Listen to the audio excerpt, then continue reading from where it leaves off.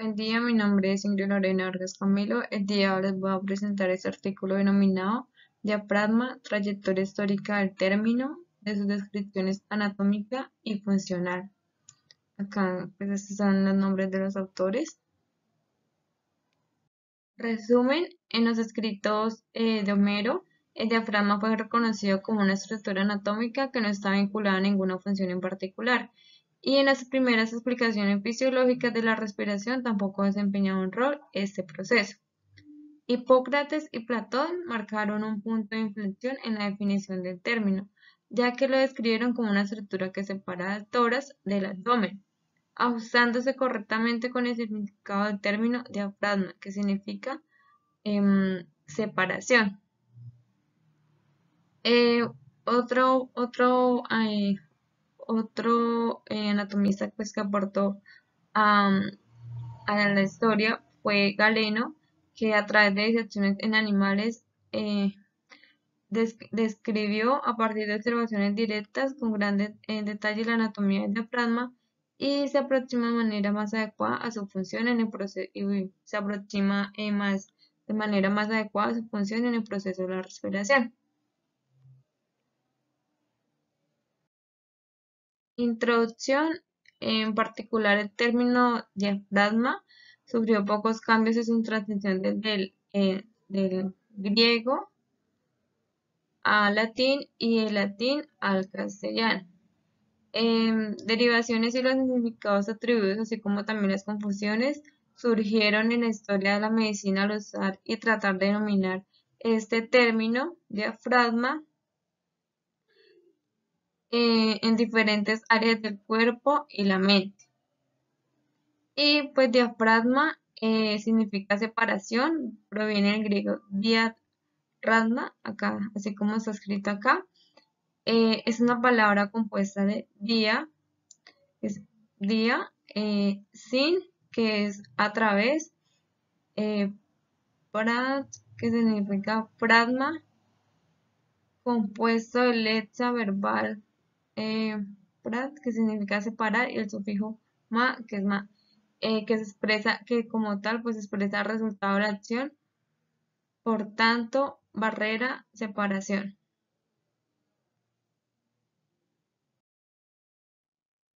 Em, el diafragma se define como un músculo impar que constituye por sí solo la región diafragmática. En el 2016 se señaló, en el 2016, Stradin, bueno, señaló que el diafragma, aunque sea una lámina continua, puede ser considerada en tener tres partes o porciones, que sería la external, la costal y lumbar, las cuales están basadas en las regiones de inserción periférica.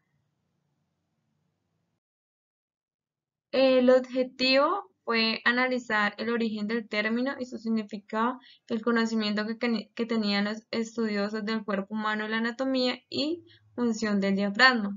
Para asimismo, pues comprender cómo, desde la trayectoria histórica, se construyó su definición actual. Materiales y métodos. Se efectuó una búsqueda bibliográfica no sistemática por medio pues, de libros y artículos científicos que describían la anatomía y la función del diafragma.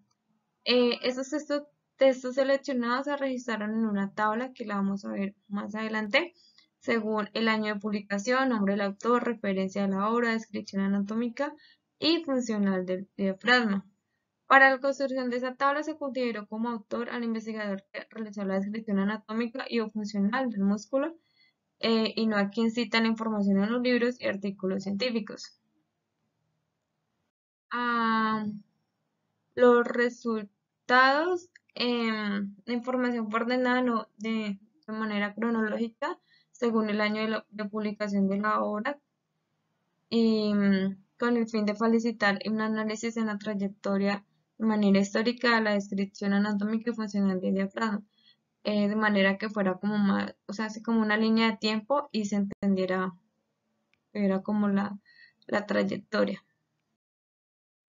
Acá observamos esta tabla Em, Dice tabla número 1, es el resumen de textos seleccionados ordenados según el año de publicación en la obra que se realizó la descripción anatómica y o funcional del diafragma. Entonces acá aparecen los ciclos, bueno, el año, el autor, que en el autor está Homería, Hipócrates, Platón, Andrés, la referencia, la descripción anatómica, diafragma griego, la descripción anatómica de la palabra diafragma y la función.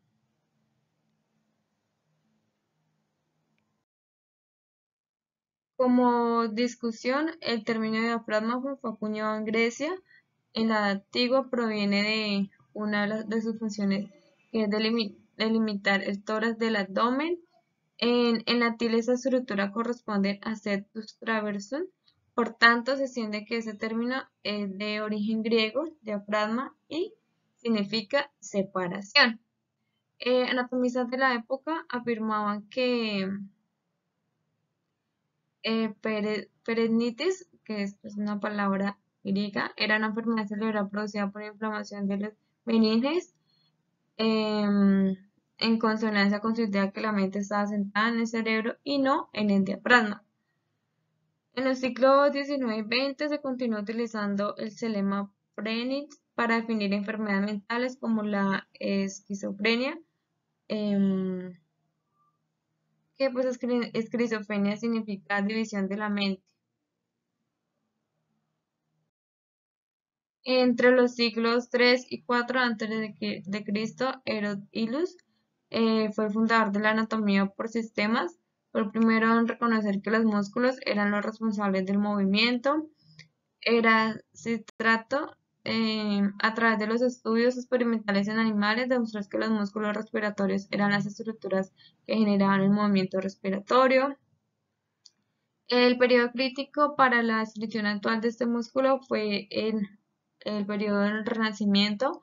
En esta época, en esta etapa, el humanismo médico se originó en Italia debido a que los grandes médicos pues, de la época eran italianos o desempeñaban pues tareas allí. Bueno, como ya lo he comentado, el periodo crítico fue en el Renacimiento. En este se encontraba establecido claramente que el diafragma cumplía con la función básica de vivir el tórax del abdomen y que además participaba en la fisiología de la respiración, existiendo mayor consenso en los textos analizados en relación a su participación en la inspiración. Tabla número 2 son como pues, nociones de los anatomistas Homero, Platón y Galiano. Homero, pues desde el punto de vista mitológico, el término diafragma estuvo entrelazado en los dioses y fue citado en numerosos pasajes por Homero, como la Ilíada. En la obra Tragedia, el diagrama estuvo junto a la diosa Manía, que personificaba la locura en la trágica escena mitológica de la vida de Heracles. Las obras de Homero en la época clásica de Grecia proporcionaron el uso metómico del término pernis, y se generalizó después de él. Para Hipócrates, perennis, bueno, acá está escrita la palabra, disculpe, no pronunciarla muy bien, significaba enfermedad del diafragma.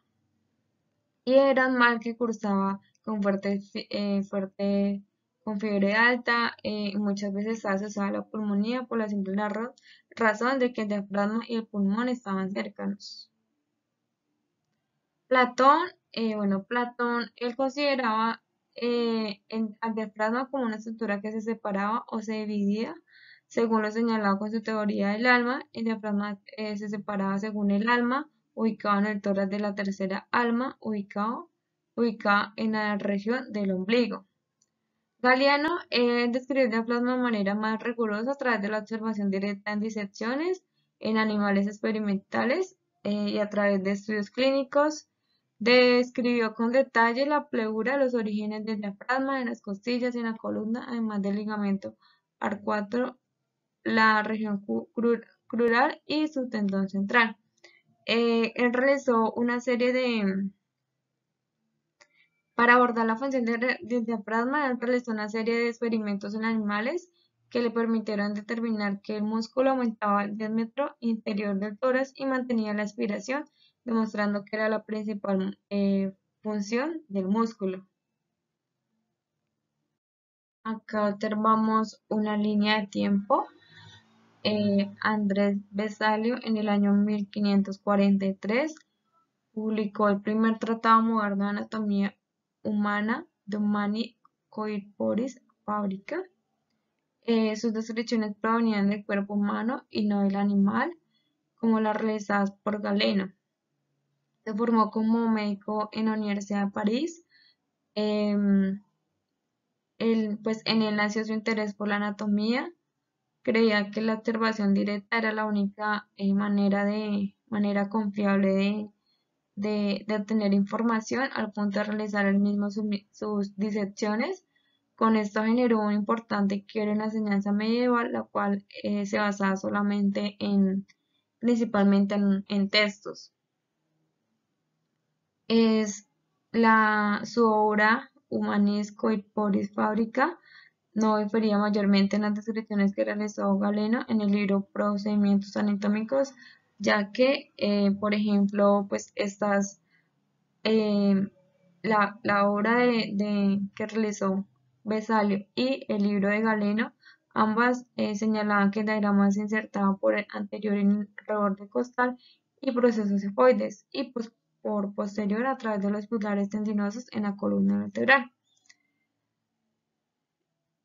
Em, en el año 1539, Vesalio logró que un juez de Pauda se interesara en sus trabajos y así tuvo fácil acceso a cadáveres de los criminales ejecutados para hacer sus disecciones, lo cual le permitió mejorar sus diagramas anatómicos. Manuel de Porras, en el año 1716, publicó su obra denominada Anatomía Galénico moderna, dirigida a los cirujanos. Esta obra constaba de una descripción detallada de las estructuras del cuerpo humano y los componentes más importantes de su fisiología. Em,